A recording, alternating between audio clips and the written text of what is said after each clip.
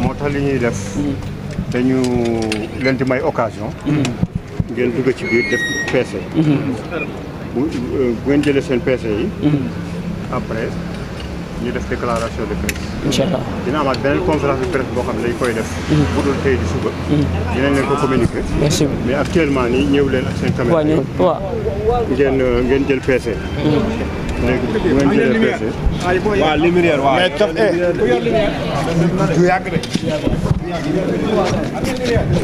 donc ñu dugg woon leen li nga xam ne moom moo fi am si wàllu dégâts matériel ak yu ni mel dégg ngeen Oustaz Assane ay kàddoom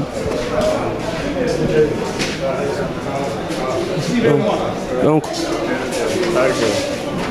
papa dañuy commenter waale nga wane la dégâts yi en attendant ñu yëg yaa ngi gis lii lakk bi fii la biir groupe Walfadjri donc ma va monter pour wan leen lépp li nga xam ne tey nag dañuy souhaiter képp nga xam ne moom ñu déglu di liggéeykat di contribuer pour le développement du Sénégal avec ce nouveau gouvernement dégg ngeen kàddu ministre de la communication Aliou Sall par ailleurs député de la diaspora kàddu yi mu yëkkati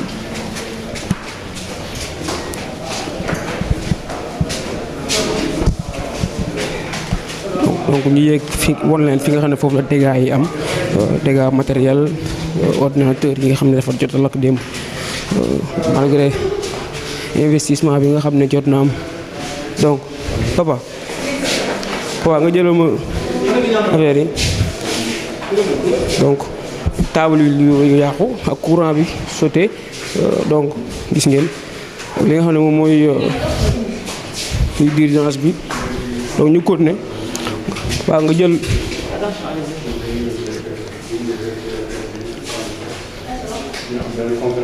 donc yéen a ngi gis la situation actuelle yenn plateau yi fi yàqu ñu ni mel di leen masaw bu baax a baax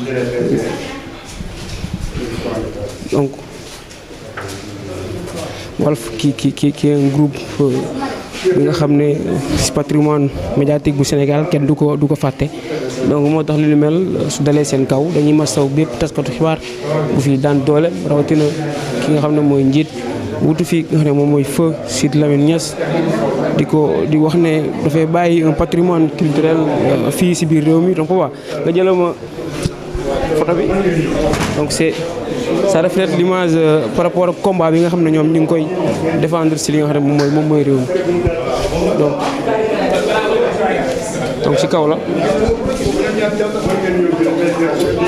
Paw ñëw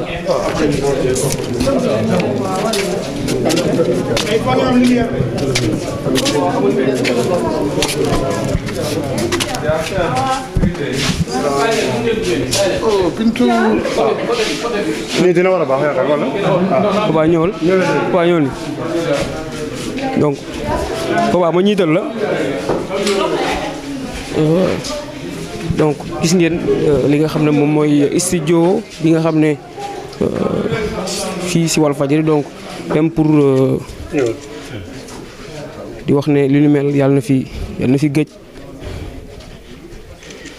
ci li nga xam ne moom mooy réewum Sénégal donc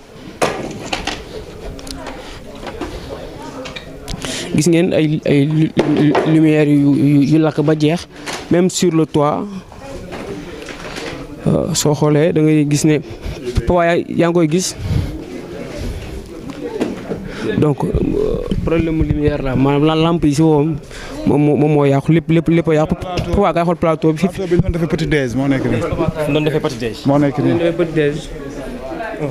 caabi. Papa jëlal plateau bi doon defee petit déjeuner gis nga nu mu mel donc Walf di masaw ki nga xam ne moom mooy kilifa bi di masaw journaliste yi fi nekk di wax ne également li ñu mel doon na li nga xam ne patrimoine bu yaatu la si wàllu secteur média fii si biir réew mi donc dañuy jéem a taal portable yi pour wan leen li ñu mel donc gis ngeen projecteur si kaw tamit gis ngeen plateau bi dafa lakk ba daal di jeex tàkk donc fii ñu taxaw nii moom mooy fi nga xam ne fuy le petit déj di doon am ñoom saa ñëw goog ñu ni mel di jox information sénégalais yi donc gis ngeen tout a été brûlé ba tey si wàllu estimation wàllu xaaj papa ñu ngi leen di masaw. jërëjëf jërëjëf ñu leen di masaw bu baax. jërëjëf merci beaucoup merci. donc ñu continuer wëyal won leen donc projecteurs yeeg grand fii moo nekkoon lan. fële lañ doon defee petit déj bi. fii bon beneen plateau la. beneen plateau la woon. oui fii je pense 4 plateaux fi nekk. 4 plateaux ñu lakk. su ma juumul 4 benn a ngi nii 2. 3 4. fii kay amul plateau fii kay lépp lakk fii kay amul plateau.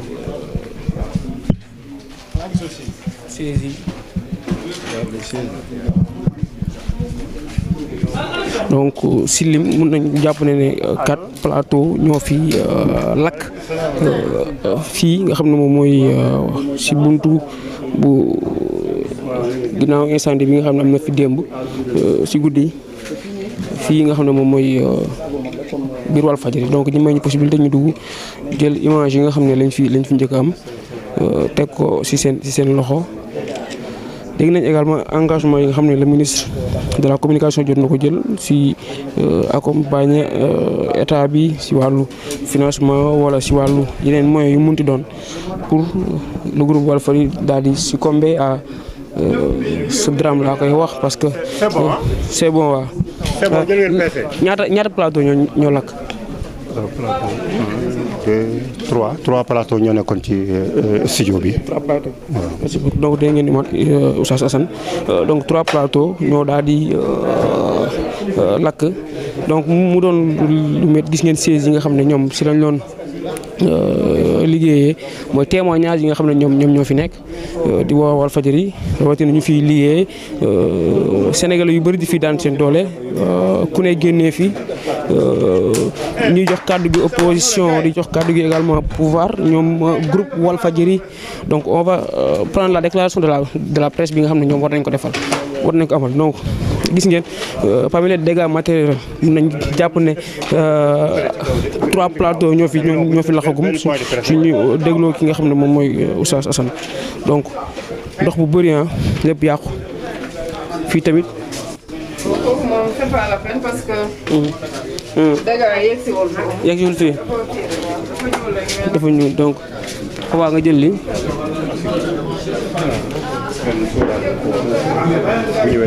donc gis ngeen xawaa jëlal ma fii xawaa waaw pare nañ donc gis ngeen ak beneen porte bële dem beneen porte bi donc gis ngeen tout ce qui s'est passé fii nga xam ne moom mooy Walfadjri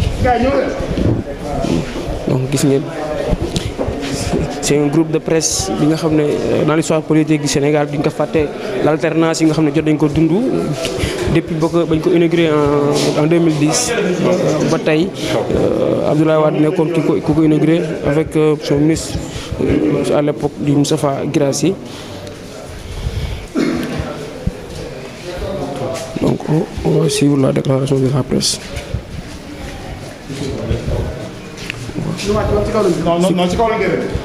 On va suivre la déclaration de la presse.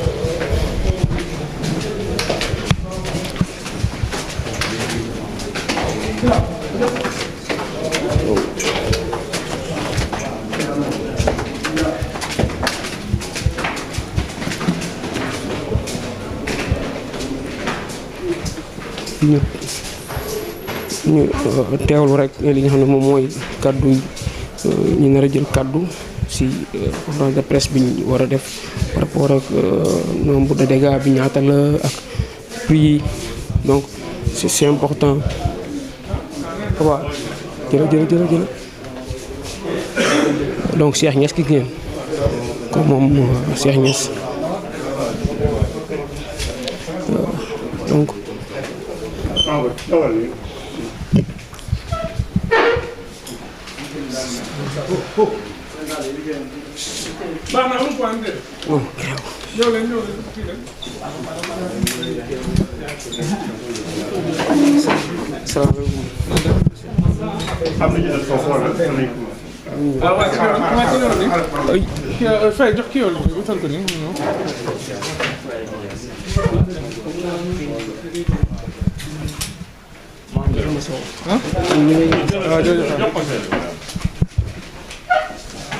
maaleykum salaam. ah dama jëm.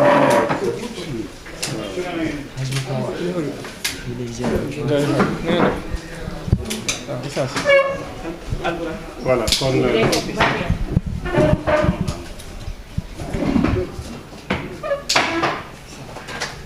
kon li ñuy def nii déclaration de presse parce que mënaguñu def conférence de presse parce que dégâts yi actuellement nii estimé guñu ko ba xam sax naka la ak fan la tàmbalee fan la yem te am na ci ay données yoo xam ne waa SAPER ñoo ciy gën a am accès pour mën a wax finalement lan la ñu gis ak nan la évolution ban la am ci kii bi ba fi ñu toll.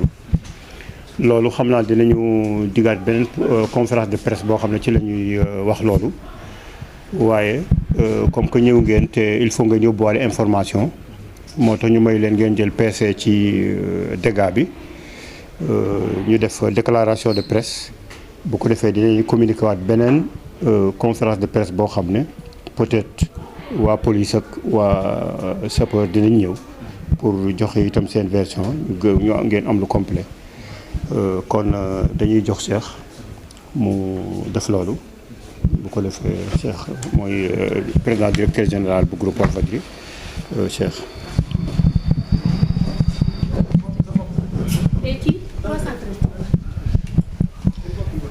Ok,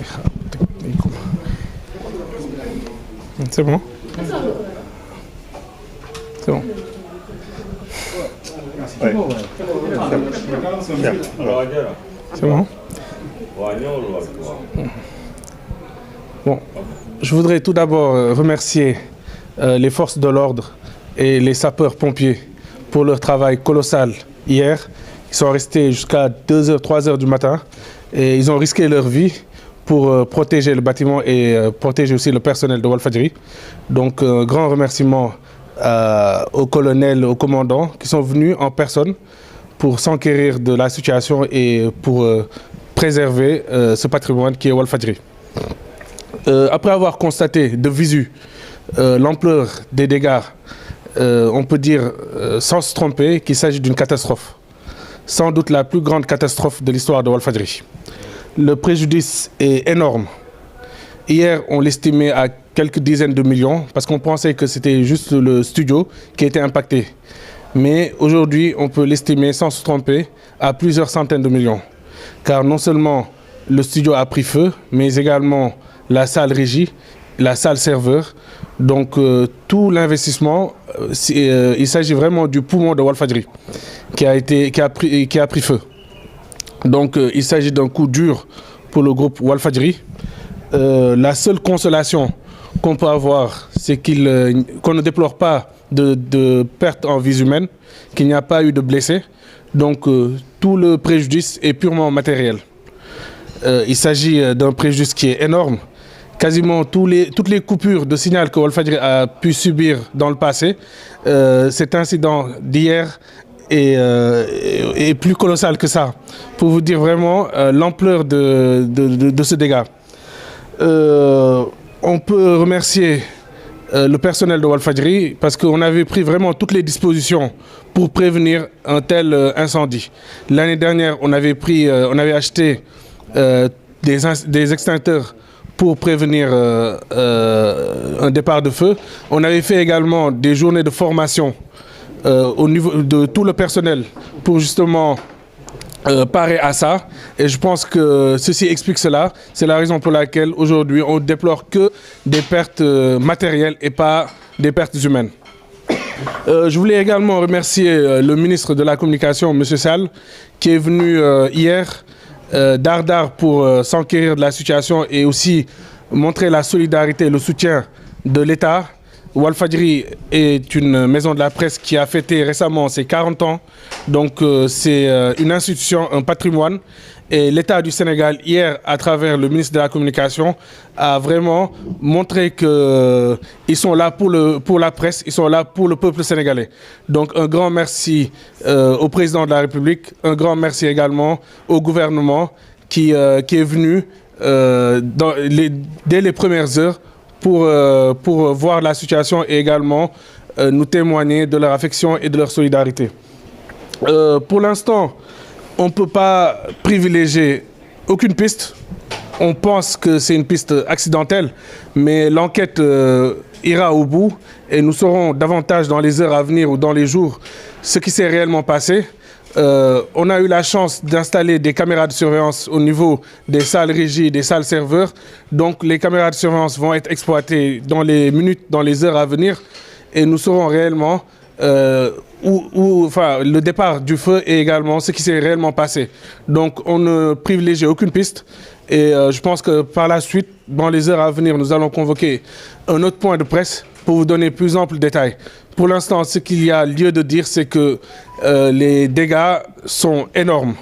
Le ministre disait hier qu'il y avait plus de peur que de mal. Moi, je dirais le contraire. Il y a plus de mal, en tout cas sur le plan matériel, que de peur. Parce qu'aujourd'hui, peut-être qu'hier, il n'y avait pas de lumière. On ne pouvait pas réellement voir l'ampleur des dégâts. Mais aujourd'hui, je pense que vous avez tous constaté que les dégâts sont lourds, sont énormes. Et il faudra également énormément d'investissement pour pouvoir rétablir les plateaux et aussi mettre aux normes le bâtiment. Donc c'est plusieurs centaines de millions, alors que vous savez tous que la presse vit des moments très difficiles. On a entendu des maisons de presse qui peinaient à payer des salaires. Donc c'est partout pareil, hein, c'est général. Donc nous avons vraiment des difficultés à subvenir à nos besoins, j'allais dire, primaires. Donc si aujourd'hui nous avons un incendie qui est venu, donc ça va être extrêmement difficile de pouvoir surmonter sans l'aide naturellement de l'État et des populations. Mais nous avons bon espoir que nous allons rebondir de cette situation et Walf vivra, Walf vaincra, Inch'Allah. waaw si njëlbeen damay jaajëfal policiers yi ak sapeur pompiers yi nga xamante ne démb risqué nañ seen dund ngir saafara bâtiment Walfadjri ngir saafara tamit personnel Walfadjri donc di leen jaajëfal ndaxte toog nañ fi bàyyi 3 heures du matin te wax dëgg yàlla def nañ lépp ba nga xamante ne lépp la ñu maîtriser yëf yi mënoon na yées mais maîtriser nañ ko à temps. Donc di leen remercier bu baax a baax colonel bi commandant bi ñoom ñëpp ñëw neen en personne ngir massawu ngir tamit xool lépp lu war ngir ñu def ko dans les meilleurs délais donc ñoo leen di jaajëfal bu baax a baax bu loolu weesoo tey nii xool neen vraiment dégâts yi fi am parce que démb daanaka courant bi dafa coupé woon donc mënuñu woon gis li xew donc mais tey bi ñu gisee xam nañ ne que préjudice bi